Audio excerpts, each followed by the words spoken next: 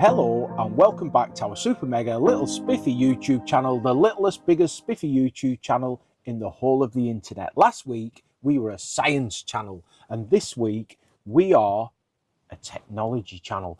Ooh, because way back in the 90s I did my computer literacy qualification level 1, which makes me somewhat of an expert.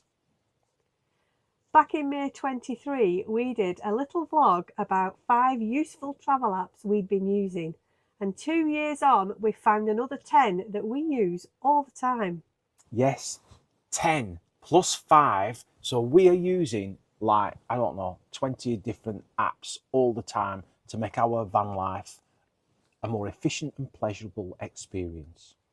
We only use the free versions. There are paid versions available, so everything that we say now is about the free version only. So first up on our list of apps is ChatGPT, which is an AI resource that collates loads of information from across the web into what would describe it as like a practical resource that is a bit more user-friendly.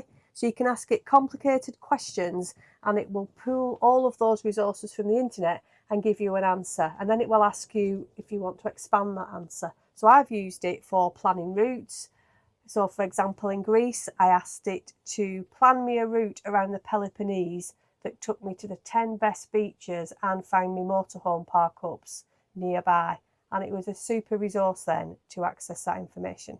Whereas if you ask the same question to a search engine such as Google or Yahoo or MSN or whatever, you're returned with a list of clickable links for you to find your own answers. So the ChatGPT gives you the results of a search or a question, but it gives it you in the sort of format that a human might try and explain to you. It will also draw you a map of the route that you've asked it to do, but please do double check it because it's not infallible and it might put things in the wrong place, as I have discovered. You'll see very often on our videos that we use something called What 3 Words to highlight the position of places that we've stopped. What 3 Words is a mapping app. The whole world has been split into 57 trillion little squares that measure 3 meters by 3 meters. Each one of those squares has got its own address, made up of 3 words separated by a dot. Is it a dot? It is a dot. But there's more to the app than just that. You can look at the satellite view of where you are or anywhere in the world, or just a map view.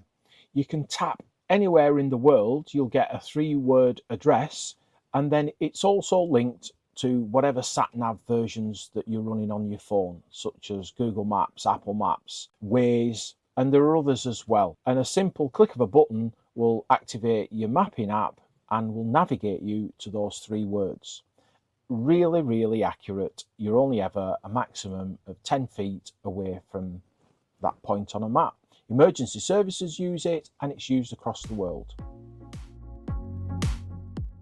Parking is obviously a really big part of our van life, and we use a variety of parking apps to help pay for parking, and that can be daytime parking or overnight where permitted.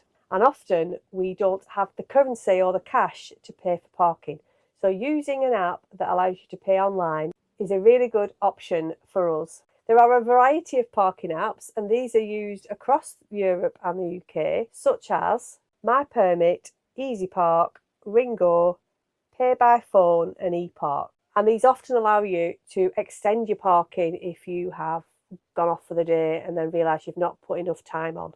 You can also use them for daytime and nighttime parking where it's permitted. The beauty of being able to extend your parking is that if you're not sure how long you're going to go for, you can underestimate and then remotely top it up rather than having to pay for a full day if you only need half an hour. And Easy Park actually is the best one for that because it has a little circle and you can extend it.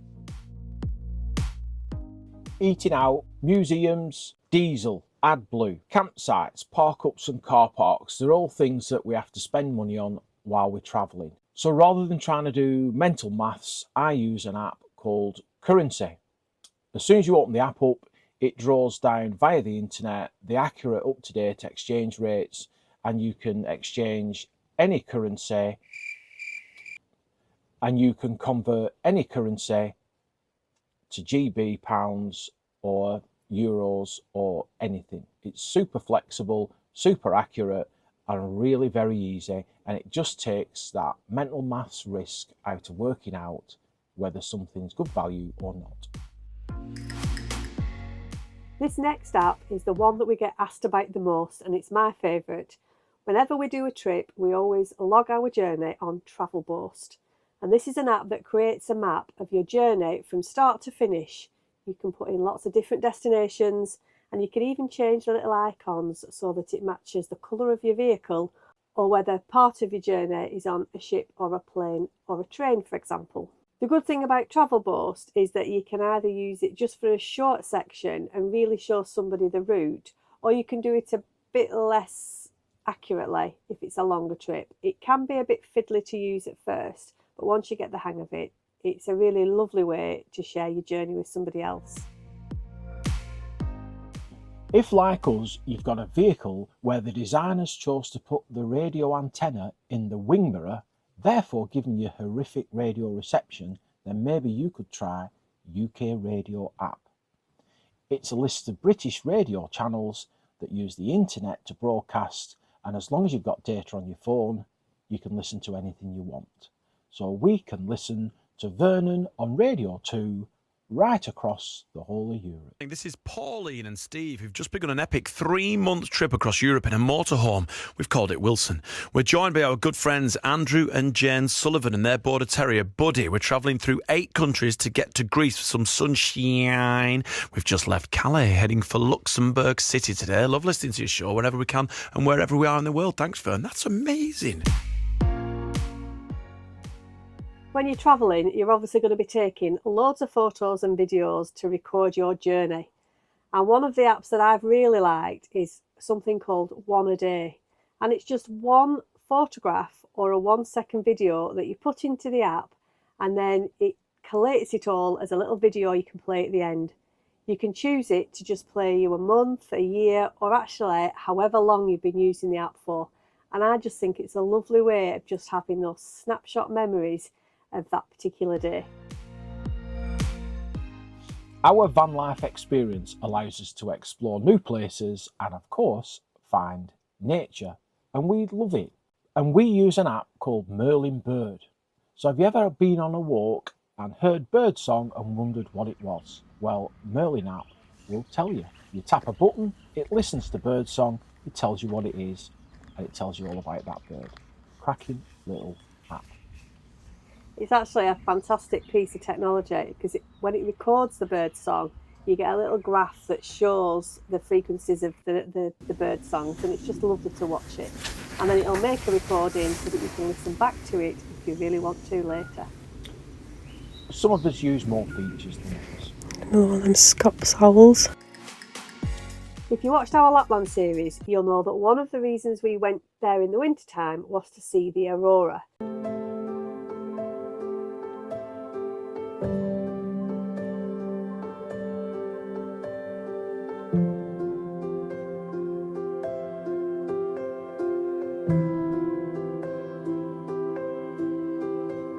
And we've also seen it in the UK too.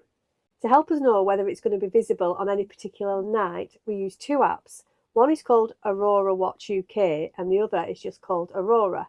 And these show you the KP index for that particular night. It can forecast ahead, it'll tell you the cloud coverage, and it also lets you know then what your chance of seeing the Aurora is. Which is usually not very high. However, the Aurora app also allows you to see remotely the cams that are in various locations around the world. So if you can't see it where you are, at least you get to see it where somebody else is. Our final app is new to us, so still under review. But the early signs are it's going to be brilliant for us. As you know, we travel with a stinky old dog. And that can sometimes inhibit our ability to go to places or events, etc. When we were in Strasbourg, we managed to find a doggy daycare. And that got us thinking there must be something on a bigger scale. So we've now started to use an app called Paw Shake, like handshake, but with a paw. Very cute name. And that's a network of animal pet sitters across Europe and wider.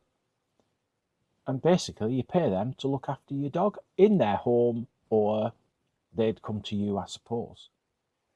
As Andrew said, we've only just discovered this app, but what it does seem to do is show you the various different dog boarders, whether that's day or overnight, in the area that you want to go to. You can read all the reviews from past people and how many times they've had repeat bookings. You use the messaging between yourself and the dog boarder to explain what you want and whether they can give that to you. And then you can book and pay online. And it's even refundable right up until I think a week before your trip. So it does seem to give us the solution we're looking for if we want to do something a little bit special that the dog can't join us on. Well, that's it for this vlog. We hope you found it useful and it's given you a few more apps to be trying next time you're on your travels. Thanks, as always, for watching. Thanks especially for all the online banter. And we'll catch you next time when we will be closer to YouTube fame and being real-life gazillionaires.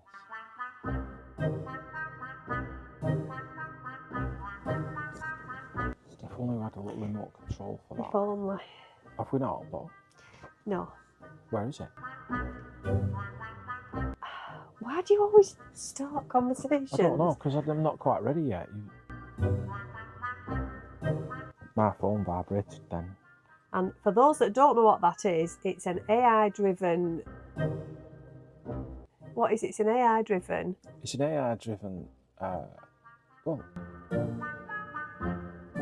information source. But it collates the information. Tell you what, why don't you just ask ChatGPT how to describe itself? Parking is obviously a really big... Parking is obviously a really big...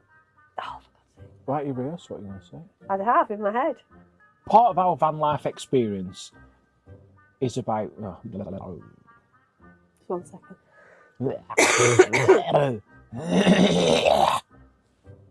I've lost what my train of thought now.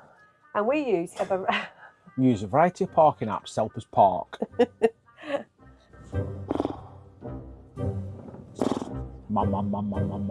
it.